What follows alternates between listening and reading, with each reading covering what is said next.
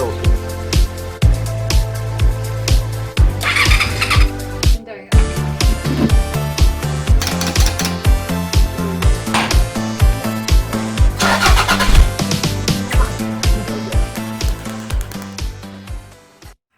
Now then, crew, and welcome back to the Andy Mechanic YouTube channel. If it's your first time on board, then welcome. Right, we've got tool girl Sam back with us again today. She just can't keep away.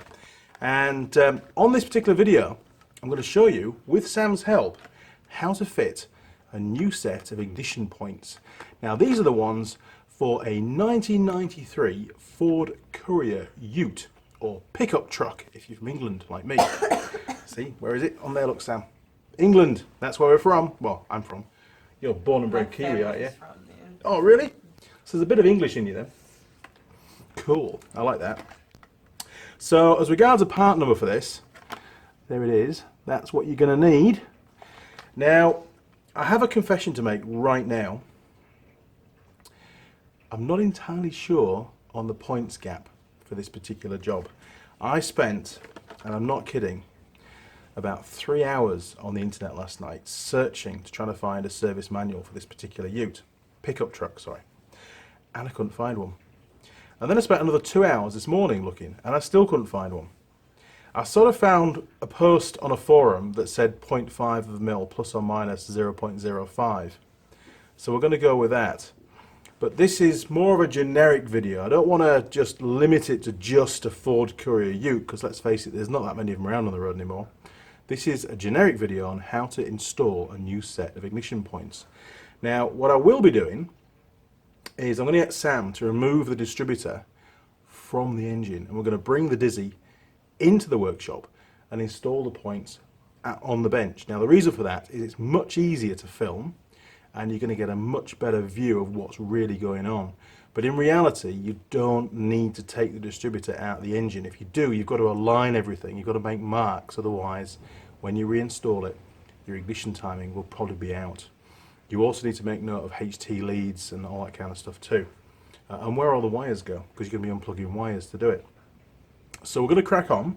The vehicle is unfortunately outside. It doesn't fit in the workshop, and it's a bit windy, and it's a bit rainy. So Sam's going to be a little bit grumpy because she's full of cold. So please forgive her for that.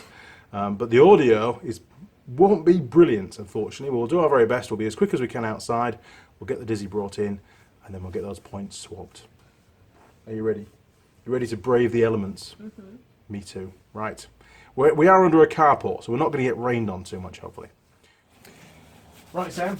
So just down here is the distributor, and its job is to distribute the spark to the relevant spark plug at the right time. So inside here, if you just pop those two little caps, those two little springs off there, there's one down there, just push it, no, down there, the metal bit, down there, just push it downwards, that's it, one at the top, go on, you can do it, there we are, right, and we can get rid of the king lead now, oh, crash, get that over there, and if you want to pull number one plug lead out, give it a waggle, there you go, you got it, and we can get rid of that. That's all for later on now. Okay, so that's the rotor arm. You can pull that off as well if you like, show the people. They're a bit tight sometimes, aren't they? That's it, you got it. Okay, so that's the rotor arm. Again, we can pop that up on the side. It looks in pretty good nick, reuse that. And the distributor itself is this aluminium casting piece here. It's only held in with one single adjustment bolt, but we need to mark the position before we remove the Dizzy. We've also got a couple of wires to disconnect. We've got one here and another one there. That's an easy one. You can pull that one out if you like. Yeah, oh, should just come out. No, okay, hang on then. It's been really stubborn. Yeah, oh, a bit corroded. That's really corroded actually. Okay, another thing to fix. We'll stick that up there out of the way. And we've got one more wire which goes onto this, which is a suppressor unit. So we'll just get a screwdriver. I think we'll just unscrew that easier. Right, Sam, so we're going to whip that screw out. It's pretty damn rusty actually, but hopefully it'll come undone and not just shear off on us. He says. Oh man, that's tight. Okay.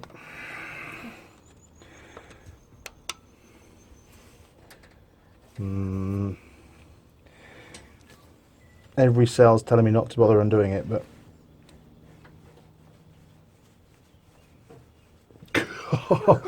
that that's really tight. Okay, I'm just going to cut that wire and put a joint in it later on, because if I snap that off, it's never going to go back on again. And Sam's getting cold, people, because it really is quite cold today. There we go. So the cut wire we've got to join later on, and the other one we can just plug back in again. Right, now we need to mark the location, the position of that distributor. Now I will set the timing once this is done, but this video is just a set point, so we'll just mark that on there.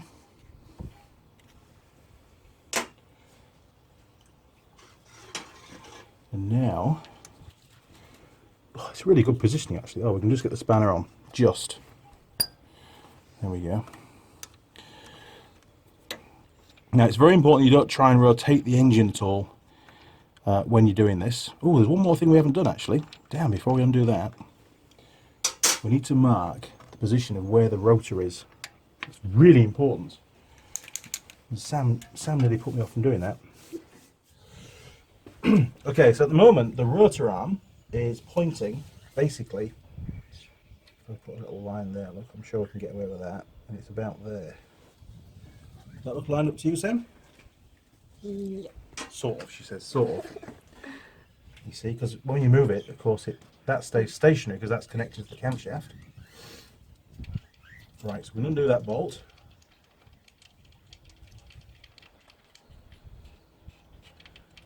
There we go. Put it on there. Take the rotor arm back off. Stick it up there in the parts department. Remove that vacuum pipe, and now, if all goes to plan, we can remove that. There we go. Bit of oil comes out. One distributor. The engine will never run again. Right, and these are the points, and that's what we need to change. They're the points in there, look. I'll tell you what they do in a second. All right, Sam, you grab that. Got a drip of oil on you, and I'll see you in the workshop. Right, Sam, what have you got? The distributor. I haven't put gloves on again. I'm terrible. Sam was far more intelligent than I am. Right, so we've got an oily distributor, and the oil should only be on this side. There should be no oil in this area here. If there is, then the seal has failed, and you need to fix that. Right, so just looking in here, drip, drip, you've got the points. Sam, can you pass me a little flat screwdriver, please? This is the smallest one we have. Cool, yeah. Cheers. Right. So just in there is the actual contact breakers. Now, getting my hands oily for you, if you watch really closely, you will see those points there. Look, see they open and close?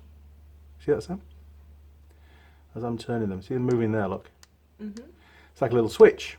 And that's all it really is. It's just a switch. And it makes contact. And when it's closed, that's allowing current to flow through the primary winding of the ignition coil. And that's basically builds up a magnetic field around the primary winding. And then, when those points open like that, the circuit breaks. That's why they're called contact breakers. And the current stops flowing. And what happens is the magnetic field around that primary winding collapses, and it induces a voltage into the secondary winding. Now, the secondary winding's got a lot more wraps of wire, about 10 times as many. And what that does is probably a lot more than maybe 100 times more. And that basically induces a much higher voltage into the secondary winding, which will then allow the spark to jump the gap on the spark plug. Pretty cool. And there'll be a lot more about that kind of stuff in other videos. But what's critical to us is over time, and we'll see a close-up shortly, the little tiny contacts there, they get burnt and corroded, and sometimes they don't work very well, and they also wear. And the heel of the point, which is just in there, the bit that runs on the cam, that also wears down, so the point gap gets smaller and smaller and smaller, which changes the timing of the engine, the ignition timing, which is pretty bad. So these do need to be replaced on a regular basis. And I'm going to show you how to do it. Ready, Sam? Yep. Cool. Right, let's head down to the vise, I think. Okay, so we've got the ignition points here, look.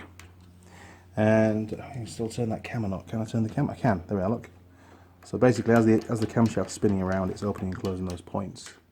And it's a very specific timing when it opens and closes those points, because we need to make sure that the spark happens at the right time. It's critical for an engine. So what we need to do is we've got 2 screws that hold the points in place. We've got one here and one here. And I did a video not so long ago where we basically took these points out, cleaned them up and put them back in again. But now they've got to a point where we have to replace them.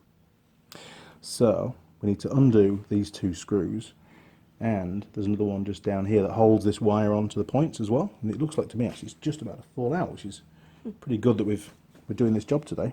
So we'll give that a crack off. That's one.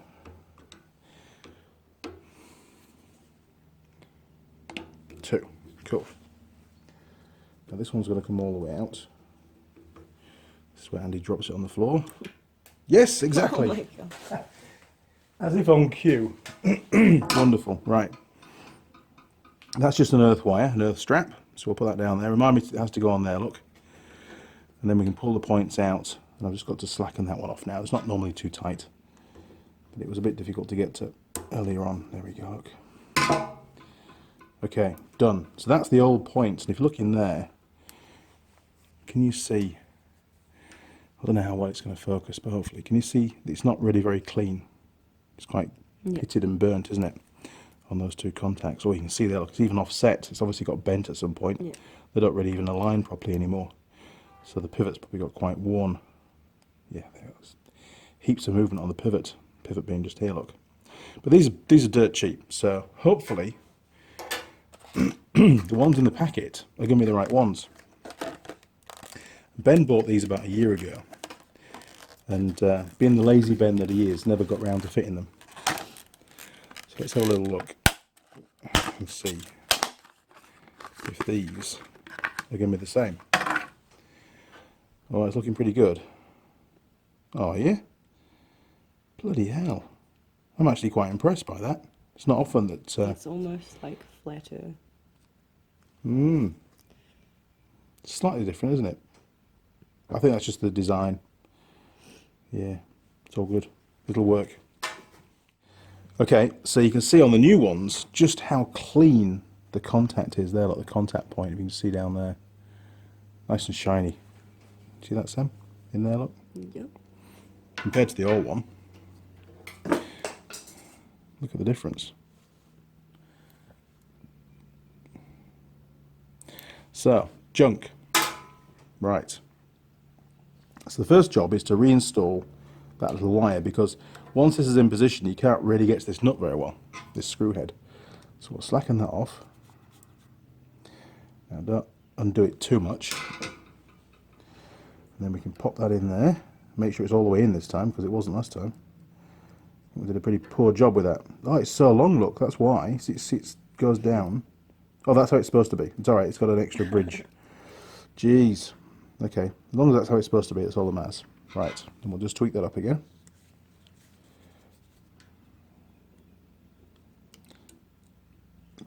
Mint. Okay, now they go in there like that, and you've got to get... Oh, there we go. That little washer there has to go on top, which is very important. So maybe we'll just have to whiz that a bit further out.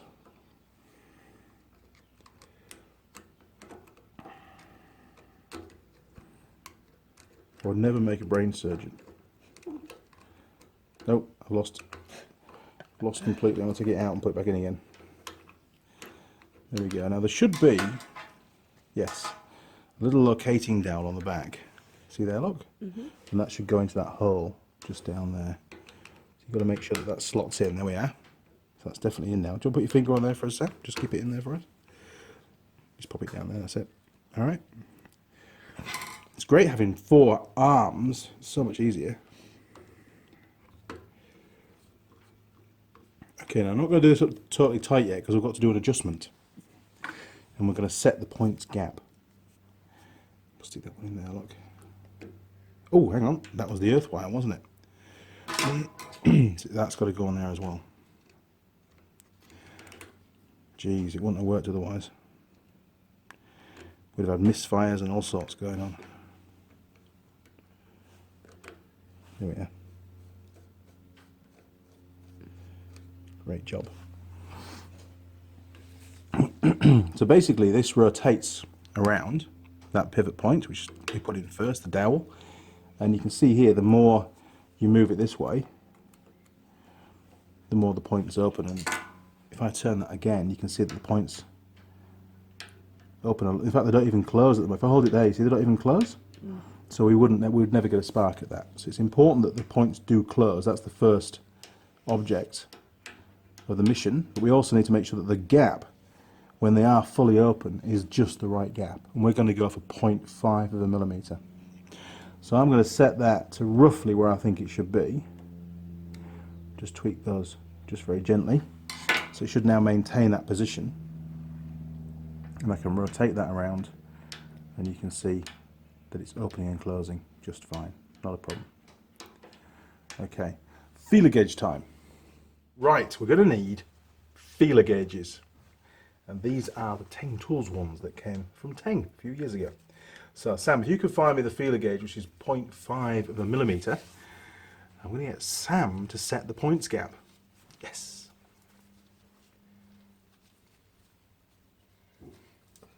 It's in there somewhere. You got it? Better show the people. There you go. That's what we're going to use, the 0.5 of a millimetre feeler gauge. Right.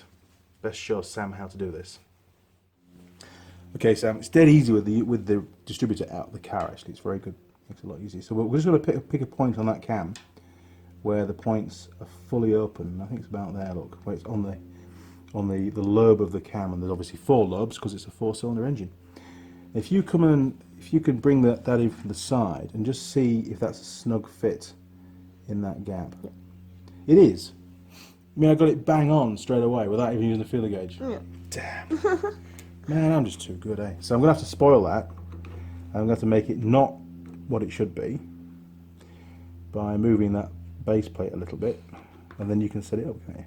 There you go. So now, there's no gap. Screwdriver. Okay. Alright, so you need to slacken these off. You can put your feeler gauge down for a minute. You just slacken these 2 screws off, just like I did. That's it, anti-clockwise, perfect, lefty-loosey. And then that one. You've only got to turn them a little bit because I didn't tighten them up very much. And you can see the whole thing started to move around. Just open the gap to what you think it should be and then tighten that down. Alright, so you need to use both hands. Okay. Alright, you got it? And then we'll test it. And then we can make some, I'll show you how to make an adjustment on it. Am I tightening it? Yeah, you can just give it a little tweak and it should hold position then. Oh, you need to do one of them, I think. Just this one's fine. Yep. So you got it? Is there a gap? No. Okay, so slacken it off again and give it another little tweak. Just push the base plate across this way. You see how you can move it? So if you slacken that off, there, you see you move it? Oh, yeah. Alright. So you set it to roughly the gap that you think it should be, and I'll show you how to tweak it. Okay, happy with that? You got a gap? Mm-hmm. Yeah, there's a gap. Cool. Okay, so now you can use your feeler gauge and see if that's a snug fit without moving the points. If you see the points actually open a little bit when you're checking it, then it's too small a gap. Can't see. You as blind as I am. Can I slot it in? Yeah, you can do any. No, I think it's too tight. It's too small, isn't it? Oh. All right. See if you can find a feeler gauge that will fit the gap then, because that's definitely too tight because it moves the points, doesn't it? So maybe go for a smaller one, and then we'll be able to read what it is at the moment. What do you reckon it could be? 3. Try a 0.3 and see if that fits. Yeah. Cool. Did it move the points? I Oh, don't it think did. so. It made a weird noise, but It does. It opens the points a bit more, so you need does to choose a smaller one. Yeah, if it opens the points at all, then it's too big. I don't know which way I'm going. My stomach's making noises. So we had a 0.3. So try a 0.2. Oh yeah, 0.25. Try that. Yeah. You happy with that? So we've got about basically half the gap that we need. So that's a good replication of if the heel had worn on the points, you know, over time, that gap's going to close up. So what we need to do is get a little flat screwdriver, well, a medium-sized flat screwdriver, and see that little pin just down there, look? Yes. So what you can do, Sam, to get some adjustment, you see there's a little tiny pin just there, look. It's there for a reason. It means that you can use a flat screwdriver and use that as like a lever point. So you can put the screwdriver in, you can turn it, and it'll actually either close the points or open the points. Now, where you are now, I think, that's going to actually close the points. You're on this side of the pin. And I'll slacken that screw off, just there, look, without hitting the camera, hopefully. There you go. And then you can use that, you see, to lever the points. So I'm just going to tighten this up a little bit so there's a bit of drag on it, so it maintains position. So you can keep moving that around, whether you want to, look, I'll show you.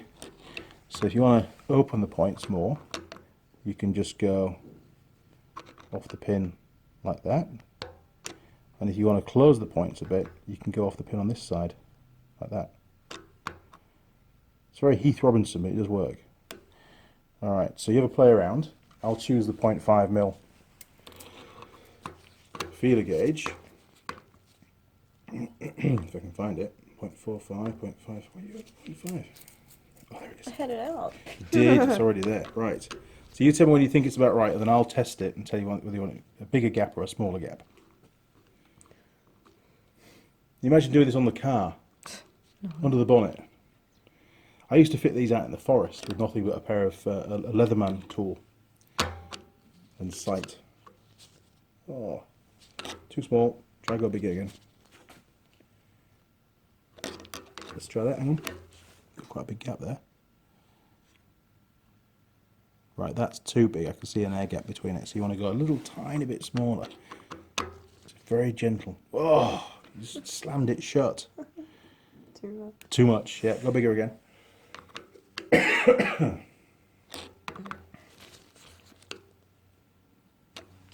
Cool. Tiny bit. That. Good. Yep, points are not moving. Or are they moving a little tiny bit, maybe? Maybe that's me. You've got to make sure you get the feeler gauge in nice and square. Yeah, they are moving a fraction, aren't they? So we need to go a little tiny bit bigger. That's closing it. Other side. Go on, you can do it. It's a really exact measurement. Normally you get a range that there can be, right? This time round, we've got an exact figure. Big. Oh no. Oh yeah, I can see an air gap. I can. I know you can't see it on the camera, but I can see an air gap. We've got to be truthful to the viewers.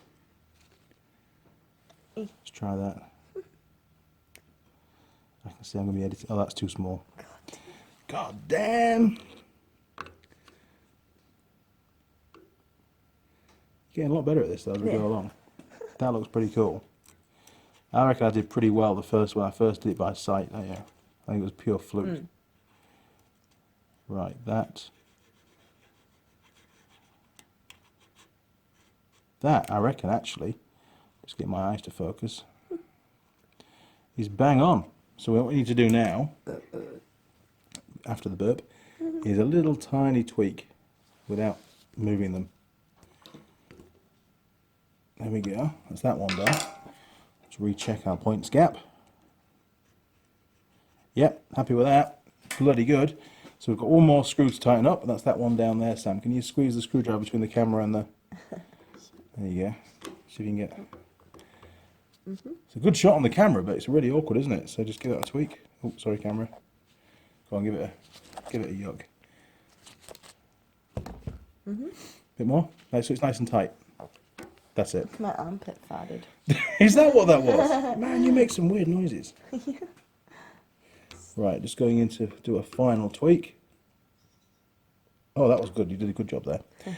Okay, now we're not quite finished because we need to wipe off all the old grease from around the cam here. You see it's quite dirty and black, contaminated grease on there. So we'll clean all that off. We'll put a little dab of fresh grease on that, and then it's all good to reinstall. Sweet. And we've done it. We've set some points up. It's great. Right, a little bit, tiny bit of brake cleaner, I reckon. I'll just rotate that, rotate the cam. Oh, get it next time, Sam.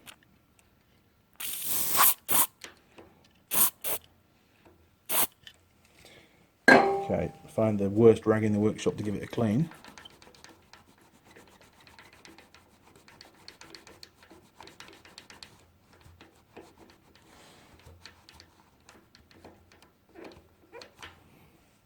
Cool, yeah. Pretty good. Right, I'll get some grease. Can you see where it's really shiny around there, look? Yeah. And there's like a line all the way around. Well, below that line is where the grease needs to go, so if I put a little bit on the flat screwdriver, you only need a tiny bit. I just blob that onto the surface somewhere. Yep, that's cool. What we'll do is we'll give it a little turn, and that'll feed it through onto the heel.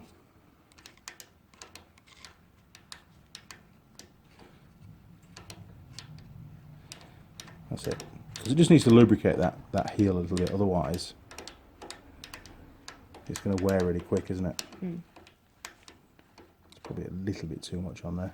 Just try and get rid of that blob. We don't want it flying off and getting into the distributor cap. Jeez. There we go, that works. So we've got a little bit of grease on there now, which is going to help to lubricate that.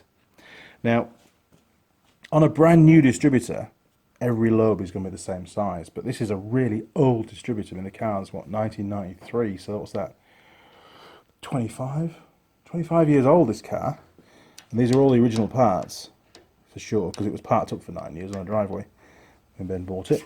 So what we should do really is just check that the gap is the same on all 4 lobes, because if one of the lobes might have worn a bit, and if it is different, then it's going to cause a bit of a problem.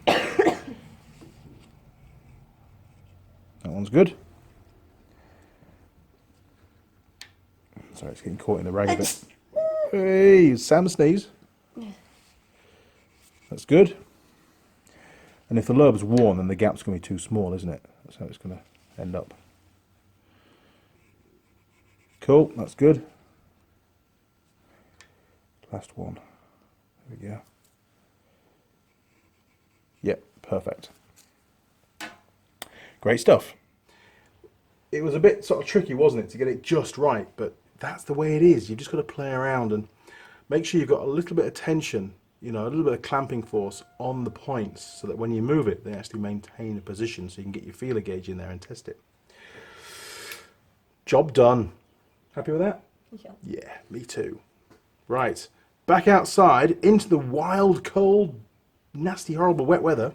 And let's get this refitted and aligned, and hopefully that ute's going to start, because I've got a ton of scrap in the back to go in the morning. Right, Sam, you grab hold of that for a second. I'm going to get a little bit of grease just to go on that O-ring there, look. Okay.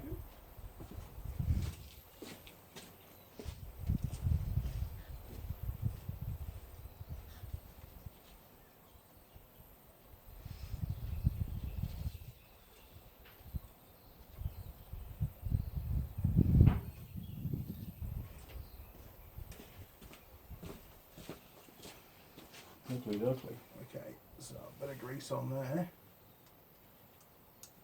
And of course I haven't got gloves on like an idiot again. Shouldn't be too bad because it's pretty already down. Alright, have you got hold of it? Mm-hmm. Yep, cool. Now we're going to have to fit the distributor, so the rotor arm back on, because we have no idea where it's pointing at the moment. There we go. Now if you notice on there, you see these gears, these teeth here are like 45 degrees. So what happens is when you insert the distributor into mesh, into the end of the camshaft, this is going to rotate. So we can't line it up with the dots at the start. We've got to allow it to be at that point once it's already in. So we've got to allow for that turning. Okay, offer that down there. If we stick it about there, and we'll just offer it up. And again, we're aligning these two marks at the same time. Just get it into mesh, see where it ends up. Right, see it's too far round, so you need to pull it out, turn it a bit, turn it another tooth. How's that looking? We good with that? Yep. Pretty good. Right, stick the bolt back in there. Should It's not really that easy because that little black thing's in the way. Maybe we'll just pull it out a little bit just to get that washer down. Who put that there, honestly? I think it's a little suppressor for the radio. There we are, that works. Okay, we'll leave it loose for now. Line that up. Little tiny tweak. Okay, you reckon we'll line up? Mm-hmm. Pretty good, because you could only be 1/2 out. So if it's a tiny bit out, it's not a problem. Yeah, It's no. just if it's a decent distance out, it's going to be it could be a 1/2 out. Okay, 12mm spanner. So give that a bit of a tweak. Make sure we're lined up. Now obviously we've still got to set the timing, which will the ignition timing using a strobe, because that's going to mean moving this anyway. But we'll just lock it up for now. And we've got some wires to fix. So, geez, that one went on there, didn't it? Mm-hmm. Better than me. Sorry about the wind, people. It's just picked up. Now we've also got a wire to repair, which is that one, isn't it? So I better go and get some connectors and fix that. We'll do that last. What we can do now is pop the distributor cap back on. So if you grab that, Sam, I'll hold the clips out of the way, and then you can offer it up. This is a little notch just there. Look, it's got to line up with that notch there on the cap. That's it. It should just sit down. There we are. 1, 2. I'll stick that down on number 1 plug. Brilliant. One last thing, king lead. I can go back on there. Okay. Oh, and that vacuum pipe as well for the advance. Right, I've got some wiring to do. I think you should go in the workshop and get clean and get warmed up here. Because it's freezing out here, isn't it? Right, super quick fix while Sam's getting warmed up. 1, 2. Okay, where's our little heat shrink? We'll slide that down there. That'll work. We twist those together. There's enough slack on it, so we're all good. Right, let's get that soldered up.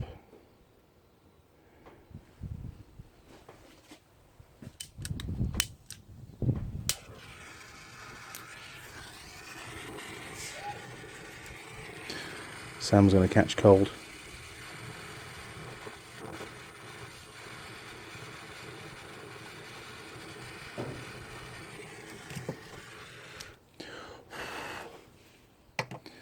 There we are, a lot better than a poxy little crimp connector. Okay.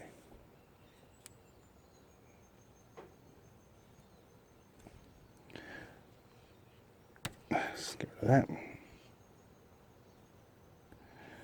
Oh, nearly.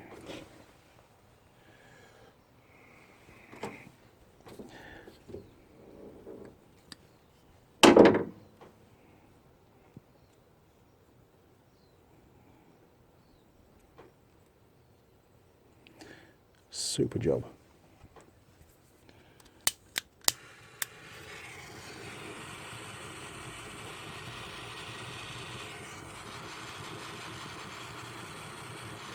Job done. Easy. You warmed up now? Cool. Right, the wire's fixed. Sam's going to have a go at trying to start the engine, and we'll check it out from under the bonnet. You ready? Mm-hmm. Excellent. Let's go. Right, Sam, have you driven a manual before? A couple of times Yeah? down the road. Did you crash? No. Oh, excellent. Mine was a $16,000 Sylvia. Oh, wow. Who let you loosen that? The boyfriend. Jeez, it's mental. Okay, so you just put your foot on the brake. Is this the one that my foot's on? The middle one, yes, Okay. because it's a manual. Right, and just waggle your gear lever, make sure it's in neutral. Waggle it some more. That's gear. Pull it back. Waggle it side to side. Lots more. Side to side. Yes, that's what I wanted to see. Okay, so definitely neutral. Right, turn the key. Oh man, straight up, eh? Good job. It works. It started straight up, no bothering. It's purring like a kitten, isn't it? Great stuff. I reckon that's a win. Yep. Right, back into the workshop, Sam. So there you go. Started first turn of the key. Sam was real keen on that ignition key, weren't you? Yeah. So brum, off we go, ready to rock. Yeah, so there you go. Very simple, short, maybe not quite so short video on how to install the new points. Now don't forget, now that that's done, you will need to redo your ignition timing. You'll need a strobe light for that, and there's a video going to be covering that soon. What do you reckon? Fun. Yeah, pretty damn cool. Now, obviously, modern cars don't have ignition points, so don't wander into your local Repco or Super Cheap Auto store asking for it. You've seen an Andy Mechanic YouTube channel video, and you need a new set of points for your car, and it's a 2016, I don't know, Toyota or something like that, because they'll just laugh at you, because points don't exist anymore on modern vehicles. It's only the old stuff. And the reason for that, well, they just don't open and close fast enough for modern engines. People like engines that rev high, and they get a bit wayward, and they're not very controllable, and your point of spark ignition, tends to vary a little bit when the revs get high, and engines become less efficient, and they burn more fuel, and they're not as powerful because of that. So that's one of the reasons why they went to electronic ignition systems. There you go. So what was that part number again? Let's have a look. There you go. They were Bosch points, obviously really good points. Did a perfect job. Contact set. Yes. There you go. And it fits those vehicles into focus. Perfect. Okay, well, hopefully you found the video helpful, informative, and a bit of fun too. I know I did. Mm-hmm. Yeah, it's good to watch you get cold outside and start to shiver and things. No, it's raining. I find that really entertaining, actually. Okay, crew, well, if you enjoyed the video, why not click on the subscribe button? You'll see a little gear icon turn up. Click on the gear icon, and then you can tick the box and turn on notifications. You'll also find me on a few other social media platforms too, and they are Facebook, Instagram, Google+, and Twitter. They are, that's right. Feel free to communicate through any of those portals, but first comments on the comments section on YouTube, please, and then we can migrate off to other destinations. And I'll do my very best to help if you've got a question about how to fix your car. I can't promise that I can answer every single question that comes through, but I always do my best. I'm a busy chap. Now, there is also a Patreon page now, where if you're feeling flush and you want to send some dollars this way, or pounds, or yen, or whatever it is you want to send, that's fine. Drop onto Patreon. You'll get access to some background information about the channel, secret special stuff, up-and-coming projects, all that kind of thing. And, just donate whatever you want. Nothing to, well, $1 million would be nice, wouldn't it? Yeah, let's do that. $1 million will be the maximum I'm prepared to accept. All right, crew. Well, it's goodbye from me, and it's goodbye from... Tool Girl Sam. It is. Sick Tool Girl Sam. Sam. Sick Tool Girl Sam, yeah. Full of plague and nasty virus and things. Ugh. All right, guys. See you next time. Cheers. Over and out. Hey, Tool Girl Sam. How are you? Back. You're back. Fantastic. So I know, and I've got a new shirt, so I thought it's only right that I give you a new shirt too. So there you go.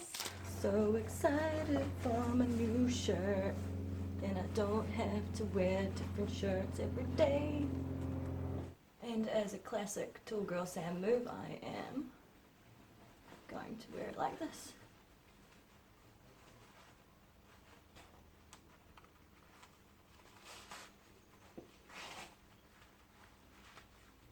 Wow, would you look at that?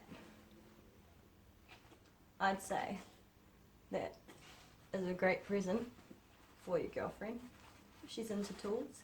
If she's not, she's probably into tools because you're a tool. See what I did there? Tool Girl shirt, perfect.